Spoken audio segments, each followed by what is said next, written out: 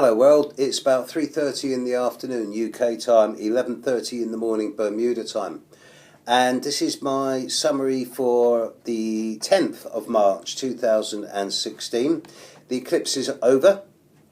The moon is now in Aries, approaching square to Pluto and coming up to conjunct Uranus over the next 12 to 15 hours. So it's likely to be quite a feisty and fiery time, at the same time a very creative and dynamic and active time, and it's a time to be making things happen. There's two big factors, there's two big influences today, so I'm going to be looking at these both in terms of what they mean globally as well as in your personal chart. There's the Sun conjunct Chiron as we speak and over the coming 24 hours. At a global level, the opposition of the Sun conjunct Chiron to Jupiter, it is creating the potential for a lot of people to be making mountains out of molehills, getting things out of proportion, self-sabotaging through overreaching and overstretching, or the opposite, through undercutting and undermining. And the hardest thing at the moment is to be taking the middle path, yet that is exactly what is being asked of oneself and of the world, to take the middle path and not to go to extremes. If you've born with the Sun conjunct Chiron, then you're going to be no stranger to the concept of self-sabotage, where you let yourself become the springboard to other people's success, and they don't even say thanks, let alone take you with them. And you can end up feeling taken for granted, used and abused, and as a result feeling undervalued. Sun conjunct Chiron people often go through phenomena in the first 7 years of life where they feel abandoned, and that's a massive word, or neglected or isolated. Often it's indicative of being released or let go by one of the parents at an early age.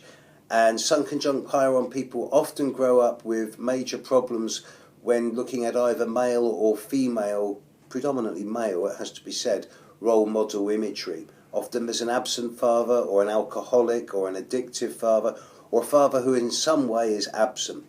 It can be the mother, but that's more common with Moon Chiron rather than Sun Chiron.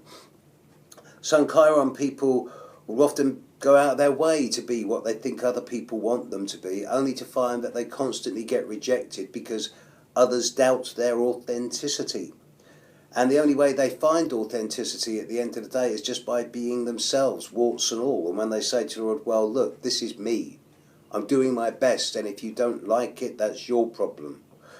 Sun conjunct Chiron, never going to be good enough, always getting better. 98% is good enough, because if you had 100%, you'd have wings on your back. It's about integration, assimilation, self-acceptance. It's a difficult one. Also today, we've got Mercury in Pisces, as well as the Sun Chiron. We've also got Mercury in Pisces conjunct Neptune. This is a weird one. Mercury is about logic and rationality and intellect and understanding. Yet in Pisces, the nebulous, the uncertain, the vague, the imaginative, the dreamy, the creative, makes it very difficult for Mercury to find any type of focus. And it's conjunct Neptune, which rules Pisces. So in the world, it's likely to mean a lot of people stumbling over their words, stuttering and not knowing quite what's going on. There's the potential for deception, misinformation, disinformation happening. And I'm personally not believing, with the Sun conjunct Chiron and Mercury conjunct Neptune, I'm not believing anything I'm being told by the news yesterday, today, tomorrow. It's not because there's outright deceptions, just because there's a sense of a lack of clarity, confusion and distortion.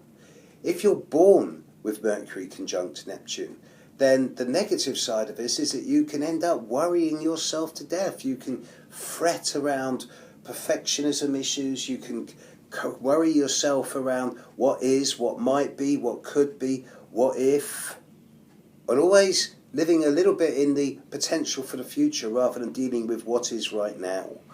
It's at the neutral level, it's about the challenge between the need for order in the mind and the tendency to dream, to intuit, to sense. On the positive level, it's very poetic, artistic, intuitive, and people born with Mercury conjunct Neptune, as they get older, tend to trust their gut feel and their instinct and intuition much as, if not more than, both the feeling and emotion on the one hand, and the logic and the mind on the other. Mercury conjunct Neptune is where you find the best authors, the best playwrights and poets, the best visionaries, not so much the musicians, that's more Venus Neptune, but the people who realise that the mind is not so much the thing that decides, it is not the intellect. The mind is just the thing that put words to what exists already as feelings.